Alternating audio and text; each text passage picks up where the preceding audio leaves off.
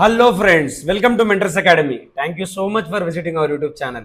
Today's topic is Supreme Court stays proceedings against Rahul Gandhi in defamation case అన్నారు.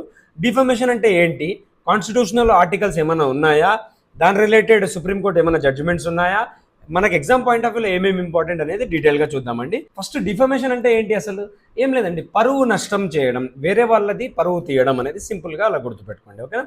డిఫమేషన్కి definition ఏమైనా ఉందా అంటే ఉందండి. Defamation refers to any false statement made intentionally, అంటే voluntarily, మనం స్వతహాగా ఎవరికైనా కావాలని వాళ్ళకి పరువు తీయాలని చెప్పి అనుకున్న, to harm the reputation of an individual. Reputation అనేది కీవర్డ్ అనమాట. ఓకేనా. రెప్యుటేషన్ ఆఫ్ అన్ ఇండివిజువల్ అయినా, ఒక గ్రూప్ అయినా, ఆర్గనైజేషన్ అయినా. ఓకేనా. Next there are two types of defamation అనమాట. ఫస్ట్ టైప్ వచ్చేసి స్లాండర్ అంటారు. స్లాండర్ అంటే స్పోకెన్ డిఫమేషన్, మాటలతో వాళ్ళని కించపరచడం. నెక్స్ట్ లిబల్ అంటారు, రిటర్న్ ఆర్ పబ్లిష్డ్ డిఫమేషన్, ఏదైనా బుక్ కానీ ఏదైనా రాసి వాళ్ళకు కించపరచడం. ఓకేనా. కాన్స్టిట్యూషన్ కంటెక్స్లో ఏమేమి ఆర్టికల్స్ ఇంపార్టెంట్ అంటే, ఆర్టికల్ 19(1)A ఏం చెప్తుంది అంటే, guarantees freedom of speech and expression అనమాట. ప్రతి పౌరుడికి freedom of speech and expression దేని కింద ఉంది, ఆర్టికల్ 19(1)A క్లాస్ ఏ. ఓకేనా. But this right is not absolute అనమాట. అబ్సల్యూట్ కాదు ఈ రైట్.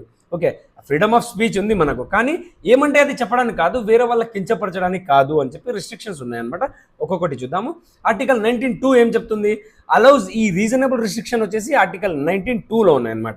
ఆర్టికల్ 19(1)Aలో ఏమో ఉన్నాయి, freedom of speech and expression. 19(2) ఏం చెప్తుంది, రీజనబుల్ రిస్ట్రిక్షన్స్ ఉండాలి. ఏ గ్రౌండ్స్ మీద ఉండాలి, డీసెన్సీ అండ్ మొరాలిటీ ఒకటి, పబ్లిక్ ఆర్డర్ ఒకటి, సావరినిటీ ఒకటి, ఫోర్త్ వచ్చేసి మన టాపిక్ డిఫమేషన్ అనమాట. ఓకేనా.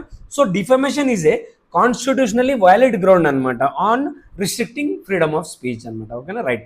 నెక్స్ట్ లీగల్ ఫ్రేమ్వర్క్ ఏముంది, లీగల్లీ చూస్తే మనము జనరల్గా అనుకున్నాం కదా లీబల్ అని 2 టైప్స్ అని. లీగల్గా చూస్తే 2 టైప్స్ ఆఫ్ డిఫమేషన్ ఉంది మళ్ళీ. ఒకటి civil defamation, criminal defamation. Civil డిఫమేషన్లో ఏముంటుంది అంటే, ఒక పర్సన్కి ఏమైనా ఎవరైనా ఇబ్బంది కలిగిస్తే, కించపరిస్తే, అతను కోర్టుకి వెళ్తాడు.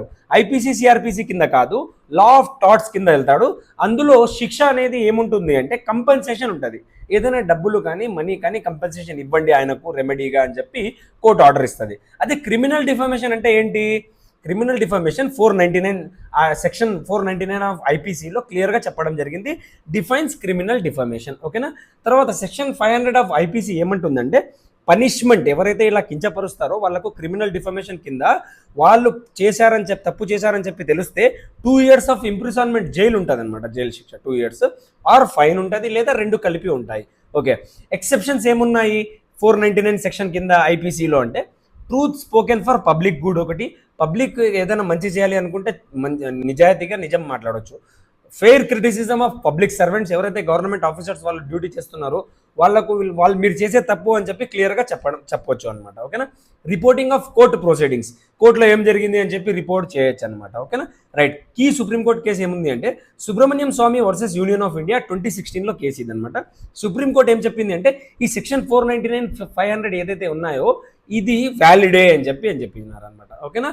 రైట్. ఏం చెప్పింది, రెప్యుటేషన్ ఈజ్ ఏ, రెప్యుటేషన్ పరువు అనేది it is a fundamental right under article 21 right to life అని చెప్పి సుప్రీంకోర్టు ఈ జడ్జిమెంట్లో చెప్పింది అనమాట.